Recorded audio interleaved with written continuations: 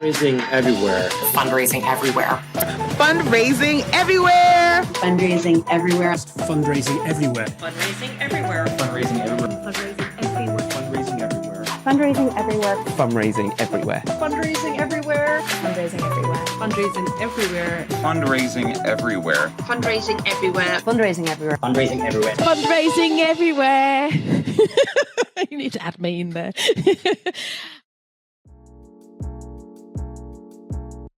Welcome to the Fundraising Everywhere podcast, your go-to place for fundraising tips and inspiration. Love what you hear? Get more insights straight to your inbox. Subscribe to our email list for exclusive fundraising resources, early access to training, special discounts, and more. Just head on over to fundraisingeverywhere.com/podcast to subscribe. Now, on to today's episode. Enjoy! Hello, everyone, and welcome to another episode of the Fundraising Everywhere podcast. This is Simon Scriver, one of the co-founders of Fundraising Everywhere, and I am your host again today. And if you've listened to any of our previous episodes, you know, no matter what we're talking about, the conversation at some point seems to descend into not complaining about the sector and the structure of the sector, but just some of the annoyances that we face as fundraisers around funding and the misalignment of what people, I suppose, expect from our organizations and our spending and what we actually live through, what our actual reality is. And through those conversations, someone ended up sending to me something fascinating, all about this boring stuff that we struggle to get funded. And as you're listening to this now, you're probably on a rickety old chair and would love to get something a bit better for your back. So we've all been there where you can't afford those little boring things, where you're struggling to pay for the like day-to-day realities of working for an organization. And yet that mismatch where our managers, our funders, our donors don't see it that way. They see it as wasted spend. So who better to get on as a guest today than the wonderful Christina Poulton, who is the person behind The Boring Fund. Hello, Christina. How are you today? Hi, yeah, I'm good, thank you. I'm very grateful for you to join me. And so I contacted you out of the blue because I found this thing online that you run or have been running and tearing your hair out recently about, called The Boring Fund. Christina, could you maybe just start by telling us a little bit about who you are and what your background is in the sector? Yeah, so I'm not normally a funder. So I work with small organizations who are doing amazing things. So it's a combination of community interest companies and small charities, some community groups. But it's usually one or two people who are like amazing at what they do and the delivery, but they didn't go into this because they really wanted to set up a charity or they care deeply about governance or writing funding bids. So I do a lot of like translating and jargon busting, because basically all the things people don't enjoy of that kind of stuff, I really love. Like looking through your articles of association or going through all the clauses, or like if new guidance for something comes out, then I love having a nose through and doing like a summary or whatever. So I'm just trying to make use of that brain really. But I do it all online. So it's like online training, and I do like one-to-one sessions that's like quick fire consultancy, and like resources and stuff like that aimed at those types of organizations. And you're like me, you have a love, I think, for smaller charities and those kind of voluntary ones, or just as they're getting started, the early days of fundraising and finding their feet around that. You like that, don't you? Yeah, I love it. Yeah. It's that because those small organizations, like they get stuff done. So anything to like clear the path a little bit and help them make stuff happen. It makes me really happy, particularly if it's stuff where people at the beginning are like, oh, I hate this thing and I don't understand it. And at the end, they're like, right, I know what I can do now. So I like your kind of the way you describe it as like translating it, because it is like two completely separate worlds sometimes, isn't it? Like the charity world and the cause and the work, and then this boring back end stuff around funding and finance and administration. It's like that's not why they got into it, and sometimes it's just not in their remit at all. It's not in their brain at all. Yeah. And it's, we'll probably get into this, but it's very particular power structures and language and like if you know it, that kind of thing. Well, like, you seem like giddy just talking about it. Tell me what is The Boring Fund? Well, it started as a joke. But it's a joke that ended up, it was something ridiculous, like 500,000 engagements on LinkedIn. And my post normally, for context, is like 600 people if I'm doing really well. And we ended up giving grants to 43 organizations, more messages and emails about something than I've like ever had in my life. But it was basically, it started as a joke on Instagram of what I would do. Like if I was suddenly really rich or won the lottery or whatever, I would genuinely set up a funder to fund the boring stuff, like the kind of admin core costs, the things that just aren't sexy or exciting to funders, but that you need to make stuff happen. And that funders want you to have in place to be compliant and legal and safe in your delivery. But they don't want to pay for web hosting or insurance or accountancy or any of that kind of stuff. So I did a kind of like mixtape version on Instagram where my kids' toys were the trustees of the boring fund. And my daughter's teddy bear was Lady Higginbottom, who was the chair of trustees. And she said to apply, you have to like the post and comment boring. And so I was just doing it like that. And then I was just going to pick one of those people and make a donation just as myself. But then people started messaging me and saying, like a couple of people said, well, how do I donate? Because I'd like to support this. Amazing. So that first like round on Instagram, we did 5 £200 grants. And then I put something about it on LinkedIn. And then quite a few people started messaging me saying, how do I donate to this? And it just sort of felt like these are the organizations that my whole job is about supporting. And I can't not do this. Like it's a proper like moment in time. And then luckily there's a really amazing free platform called Open Collective that a couple of people shared with me where you don't, because, you know, I do charity setup. I didn't want to go through setting up a trust and a bank account and all that saga. So it's all transparent. It's kind of based on mutual aid funding, which is a nice, you know, alternative power structure. So people could donate, but it was basically through sharing it on LinkedIn, and then people just took it and ran with it and shared it all over the place. To a ridiculous, like I've never, it was like non-profit viral. It's like non-profit celebrity status, that kind of different echelon. This it's funny because I've heard people say it a lot through the years, like in my career. People kind of flippantly remark, you know, if I won the lottery, I'd fund all this stuff. And if I had my option, if I was issuing a grant, I'd hire a fundraiser, I'd pay for a fundraiser's salary, or I'd pay for this. And people kind of mention it off the cuff, but I've never seen anyone follow through with it and kind of set up a fund like this. And I find that amazing that people, you know, very quickly wanted to donate to this, that there is, you know, a set of people who understand this and see the need of it and want to. What was it? People in the sector who wanted to donate to it? Is it all people who face these challenges that want to fund it? Yeah, I mean, I think a lot of it was rage giving from fundraisers. We'll take it. But yeah, people who work in kind of policy or in the non-profit sector, in, you know, as consultants or that kind of thing. But actually, there was someone who they want to be an anonymous donor, which I find really hard because I want to like really celebrate them and thank them. But they put like £2,000 into it, and they, you know, are sort of sector adjacent, but they just saw this thing about organizations that just need to get stuff done and just need some cash to do the essentials so they can actually get on and prioritize the things they were set up to do. Amazing. Was it Taylor Swift? More than £2,000 if it was Taylor Swift. Yeah, maybe. We'll see. Maybe next year. Okay, so you ended up with pot of money, which you had to distribute to boring, not boring causes, but boring elements within these causes. May I ask how much you ended up having to distribute or getting to distribute in this? Yeah, so we did, the total was 43 £200 grants. So it's micro grants, but 43 organizations. And obviously, you know, you look at that when you're applying. So the scale of those organizations, for a lot of them, it was, you know, it was genuinely useful cash. Yeah. Like 43 people sitting around the country with just some kind of niggly thing that they haven't been able to do, or that they've been kind of just, I mean, £200, it does make a significant difference when you're a small charity, when you're a solo person, and now or a handful of people. So I think it's smooth. Yeah, I mean, it paid for their storage for a year.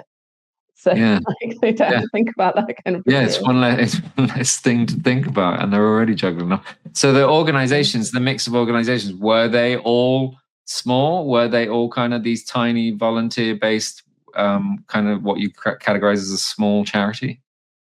Yeah, so I did like a feedback thing for applicants, and there was a pretty like decent representation from that. And so there was like about half of them were under 50k turnover a year. But then kind of the rest was under 100k up to 150k, that kind of thing. And what kind of things were they applying for? Is there anything really that you were surprised at, or that really stood out as being weird? I mean, I think a lot of it, because part of the reason I think people got really excited about it was because they didn't have to like come up with something clever. Because I'd said, this can be your accountancy, your insurance, your web hosting. So I think a lot of it was those things. It paid for shelving for a food bank. Someone just sent me a photo of all the stuff they bought for their like new parents group. So they've just like filled a trolley with like like refreshments and like loads of packs of biscuits. That's not boring. That's not boring at all. But it's that whole, saying to a funder, can you buy us some biscuits? Yeah. Oh, I love that. And I mean, was there anything, I suppose, surprising in it? Where you really, I mean, I suppose the whole experience must have been a bit surprising, that there was so much interest in it. But what really kind of took you surprised throughout this? I think like it's a surprise, but it also slightly breaks my heart how excited people were about it and how desperate they were to like get the grant. And like a lot of my background is fundraising and grants fundraising, and a lot of that was like, it's 200 quid, babes, like there's like this isn't your only chance to get 200 quid. But I think for a lot of people it felt like that, because, and I genuinely don't mean that in a patronizing way, it's just that I think, again, that world of fundraising is so complicated and stressful and closed to so many people. And basically what I was saying with this is you don't have to make stuff up. You can just apply. Like you don't have to come up with something clever or like package up what you actually want into something that's funder friendly or whatever. And I think the relief of that, like there was a really emotional response to it, which I wasn't expecting. But yeah, just, tells you a lot about the funding process for people and how inaccessible it normally is. Yeah, I mean, the word accessible was something that came to mind when I'm looking at your website. And just to remind people, you can read more about this, Christina, poultoncreative.co.uk. We'll link in it in the description. But you have a bit about the Boring Fund on there. And it did just strike me as being so accessible and so transparent. Like you said, that you didn't have to dress it up. The kind of the question made sense. It was like a very human question about what people want to fund. It didn't seem like this mysterious path you had to learn, this craft you had to learn. It was just like anyone in any organization could very clearly put across what they wanted to get. And I think, like, credit to you, I think funders can learn from this. Funders can learn from how they do it. I mean, you must see lots of bad practices with funders. We talk about it on here a lot, but I mean, presumably that's part of what's ignited this as well, is what you've had to deal with in terms of funding applications and things like that. Yeah, I mean, I was really like with the application process, like I think it literally says in the stuff, like, it's 200 quid, we're not going to take the piss with this. And I had two small organizations who kind of fed back on the application form and like road tested it for me, and we timed it because I wanted it to be under 5 minutes. Wow. And I did an initial application set of questions, and then went through it and was like, why do I need to know this, and do I need to know this, or am I just asking them to replicate stuff, unpaid usually, which actually I can just look them up on Companies House and get that information straight away. So it was the most stripped down application we could make it, because there's no point getting someone to write beautiful paragraphs about why they need insurance. Like, everyone knows why you need insurance. Yeah, it's so And true. It's so true, though, isn't it? There's all these like bump questions. They're just in there because they're in there, and no and I one's get reading. like, yeah, it's really easy. It's £200 grants. I'm not normally a grant maker. Like, I can be intentionally provocative with it and sort of take risks in it because I get due diligence. Like, as I said, I love all that stuff.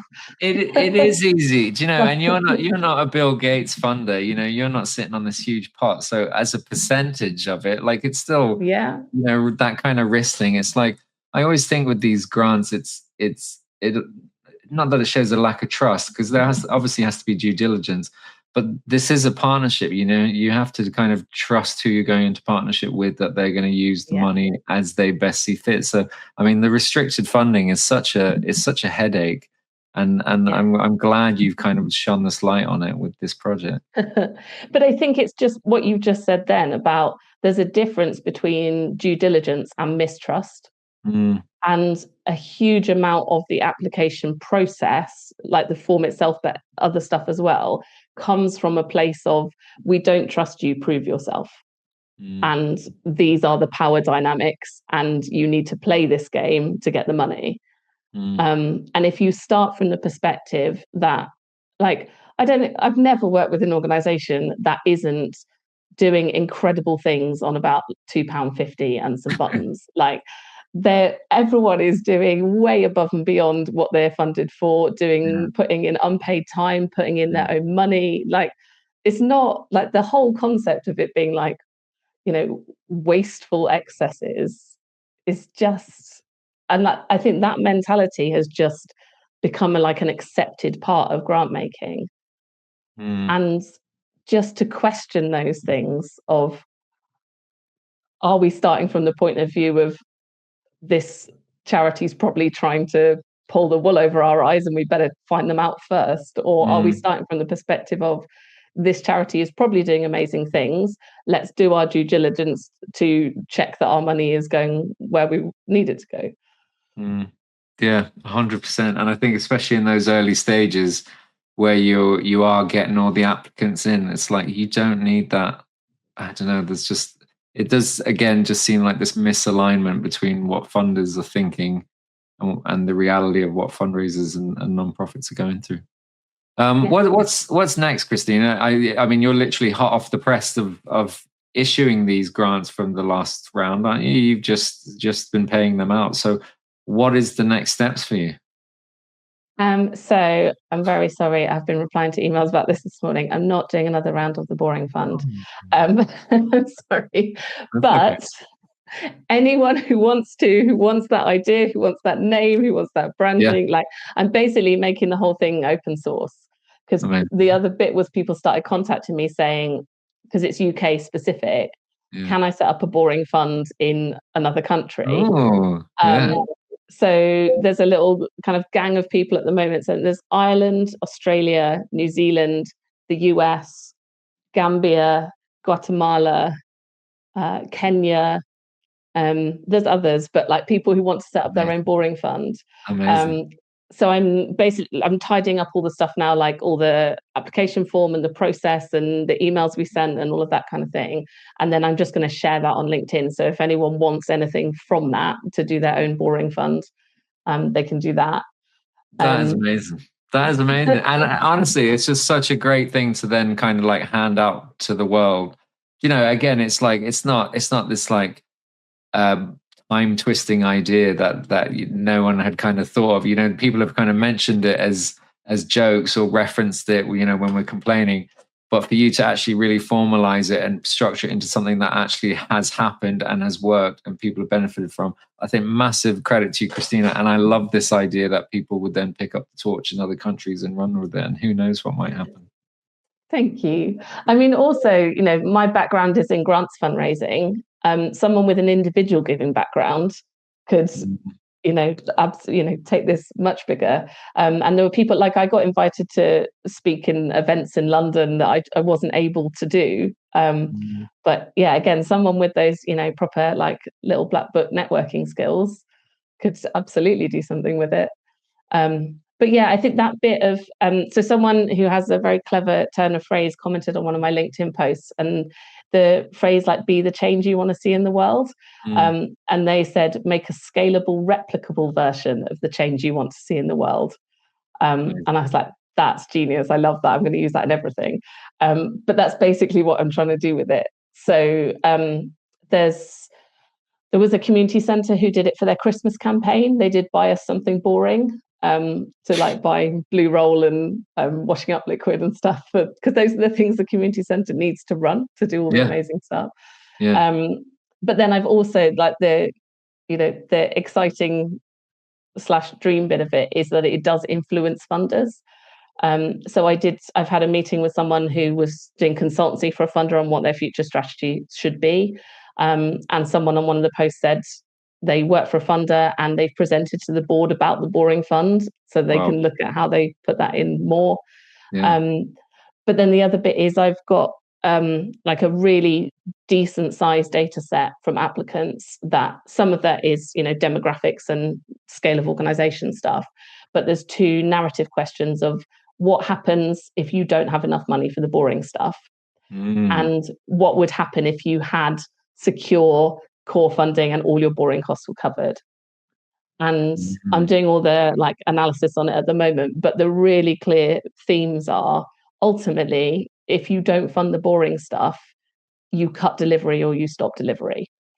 So for all the funders who are like, oh no, we want to fund the icing on the cake, but we don't want to fund the table that it sits on, then they are essentially not funding any of it. Or the ultimate thing that happens, like all the themes were we try this, and so there's a huge personal cost to the people running the organization, and significant risk as well in terms of things not being done well or safely or compliant, or all of that kind of stuff. And it's kind of patched together and covered up for as long as possible, but ultimately what happens is you reduce your reach or you close down. And the flip side of that, of if the boring stuff is properly funded, what happens is the extent and the quality of your reach is more. So if you want to fund the frontline stuff, you have to fund the back end stuff, because at the moment that gap is being covered by people's mental health, basically. It's really bananas that it's become like this badge of honor in our sector to drive your costs down as much as possible, almost. That it's really there's a pride that we're not wasting money on governance and accountability and legal stuff and data compliance and staff welfare. That's almost seen as something that to strive for, is to reduce our spending on that, and it's bananas. Like God forbid people are properly trained and supported to do their job. I mean, I think it's really going to be really exciting, as this has spread, and as you said, as it's been taken to, there'll be funders who are talking about this and have spoken about this boring fund, and there is nothing to stop these funders incorporating some of the learnings from this and being kind of proactively within their own funding about how to fund some of this overlooked stuff. So I think there's a ripple effect from this comms, and I'm looking forward to seeing how it kind of organically develops. But for me anyway, and I think for anyone listening, it's really food for thought in terms of how funders approach and how we can kind of not push back on funders, but maybe communicate a bit more with funders about these boring costs. Yeah. I mean, that's the other bit that I'll share, is the stats and the write-up from that feedback. So I'm going to do a pretty short report that then is hopefully really digestible for funders to make the case for it. So I was asked to do a case study for the Better Funding website, and one of the things that they asked was like, why do you think funders don't want to fund the boring stuff? And I think some of it is about that thing of, a lot of funders, it's individual trusts and family trusts. So it's essentially individual giving in a grants format. And as an individual, you want to know that you're kind of creating that benefit. So you want to fund the food parcels, but not the shelving that the food parcels sit on. But the other bit of it is about that understanding from funders of what you actually need to run a charity well and safely. So that idea of, like you were saying, of like waste and, spending money on all these things, like no one wants to spend money on those things unless they have to. And so the more charities understand why those things are needed, and like grant giving charities, why those things are needed and what happens if you don't have those things. Like, I think there's like a sort of education program almost of what does it actually take to run an organization if you want the frontline stuff to happen. So hopefully some of the kind of stats and quotes and themes that come out of that report will be useful.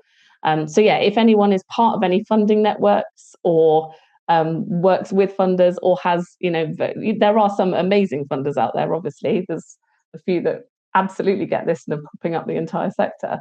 But if you have those good relationships with funders, they all know each other, don't they? Can they tell other funders and make that case for it? Yeah, spread the word. And I'm very much looking forward to your report, not to put pressure on you to do anything too formal. But anything that people can take away and share and put in front of more eyeballs, I think is a good thing. So I'm keen to see how this where you go from here. But it's been such a pleasure talking to you, Christina. Where's the best place for people to find you if they do want to follow up with you or they want to keep an eye on you?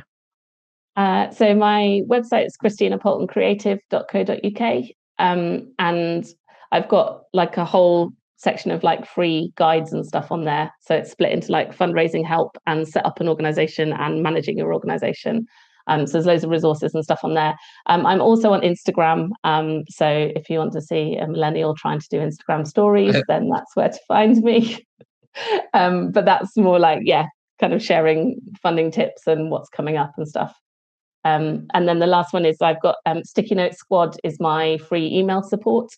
So every couple of weeks I send out some resources and tips and things. So you can sign up to Sticky Note Squad from Instagram or from my website. Amazing. You do a lot, and we'll link to your website in the description so people can find it, christinapoltoncreative.co.uk. You also run something called Funding Bids Make It Happen. Can you tell me what this is? Yes. So almost all the organizations I work with don't have a fundraising team. It's someone doing it along with like 50 other hats. So we do a week of like online support where we're basically all in a gang together for that week to write a bid and get it done. So there's bid writing training, and then we have co-working sessions, and I do like voice note support and also like a bid read over so people can put in a draft and get feedback. But it's like a group support and accountability and cheerleading if you're always writing bids by yourself or doing work by yourself. Almost like a boot camp, more like a wellness retreat if wellness is your funding bid or something like that. Less aggressive version of a boot camp. Yeah, well, I like the sound of that. That sounds very motivating. But you're wearing a lot of hats, Christina. I hope you're looking after yourself and to maybe take £200 of that and treat yourself to a little spa treatment. We see an Open Collective platform, it's all transparent, so people would know if I did that. Yeah, fair enough. That's all right. Okay, well, Christina, I'm going to let you go and you can breathe a sigh of relief now that this boring fund is starting to wrap up. But well done again. Thank you for sharing a bit of insight to it, and thank you for talking to me today. Thanks for having me. And thank you all to listening. This is the Fundraising Everywhere podcast. You can find out everything we're up to coming up at fundraisingeverywhere.com. But great to be here, and we'll talk to you again soon. Thank you so much for listening to the Fundraising Everywhere podcast. If you're enjoying this podcast, why not share it with a fundraising friend? And if you would like to give us a little like or subscribe, it really helps more fundraisers like you find us. Thank you so much. See you next time.